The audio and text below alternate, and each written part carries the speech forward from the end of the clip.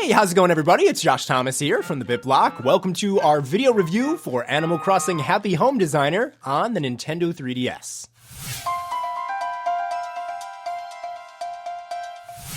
One of the things that I think will stand out the most for people that play this game is the fact that the animals are pretty darn cute to watch. I really feel like the animals are more interactive with their environments and the items than ever before. I mean, just watching them cooking or doing anything in the rooms that you built is undoubtedly charming, and I really hope that going forward with the Animal Crossing series, we get to see the animals interacting and being more clever, just like in this game. It really is one of the most charming aspects to Happy Home Designer.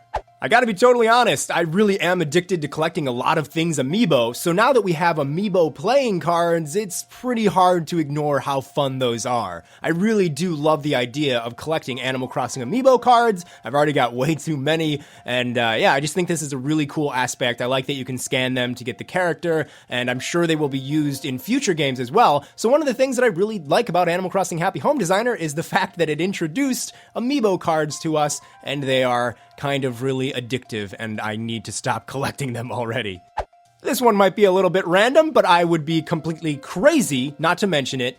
An Animal Crossing bandstand. This game lets you watch animals create music and sing, and they look adorable playing the instruments. Just look at this. I mean, this is like so beautiful in every way. It's painfully adorable. I mean, this is something I had to mention. Yes, it is this cute.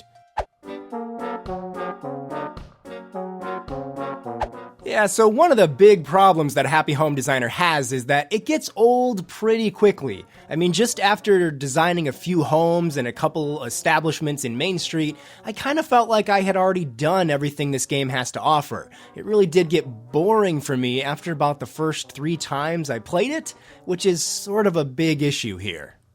Another thing that I really kind of struggled with liking is that it takes a long time to design some of the establishments in Main Street. So for example, a school or a hospital. In order to do that in like Animal Crossing New Leaf, if you wanted a school or a hospital in your house, you would do that over the course of a few days. You wouldn't instantly sit down and try to build that in one sitting. So having Animal Crossing Happy Home Designer tell you, hey, build a school, here's all this stuff, it just feels like a little bit too much to do in one sitting for me, and there's no way to like save it and come back to it later. You have to actually do it all in one sitting. Now you can edit it later, but it just doesn't feel right. I feel like they're asking too much of you when it comes to building these establishments, and I actually started to regret having to do them. I mean, building an entire shopping mall is, I don't know, it doesn't really sound that fun to me to begin with, but having to do it all in one sitting instantly, it just gets kind of boring and it's too much to take on for me personally. One of the big things about Animal Crossing to me has always been that you really truly do identify with your character. You decide the way they look, and you've spent so much time playing the game that you really have a connection to them. Here in Happy Home Designer, I never really felt like there was a connection between me and Agent Joshy. He just kind of felt like this character I was moving around from time to time. And so yeah, it's a really big aspect of Animal Crossing, your character, but here I just didn't really feel that connection with the character. And I think one of the reasons is because when you're designing a home, you don't actually move the furniture around manually like you would in any other Animal Crossing game. Now you can do that, but the new way they want you to move the furniture is via the touchscreen. So you're just moving the furniture very quickly by sliding it around on the touchscreen and tapping it to rotate it.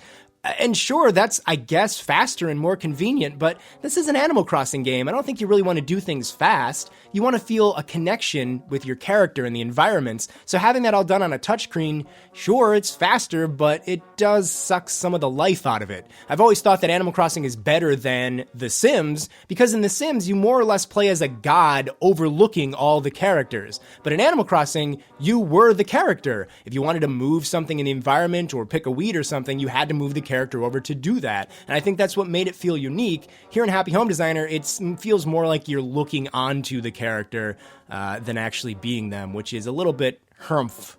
Animal Crossing Happy Home Designer takes one aspect of the Animal Crossing series, the home decoration aspect of it, and it spins it off into its own title. The problem with this is that when you do a spin-off, you're supposed to do something new with the source material. But Happy Home Designer really doesn't do that. It's the same basic stuff that you could do in Animal Crossing in the past, New Leaf for example, but it doesn't have any of the other content. So in a way, it just kind of feels like this game lacks a direction or a reason to really exist.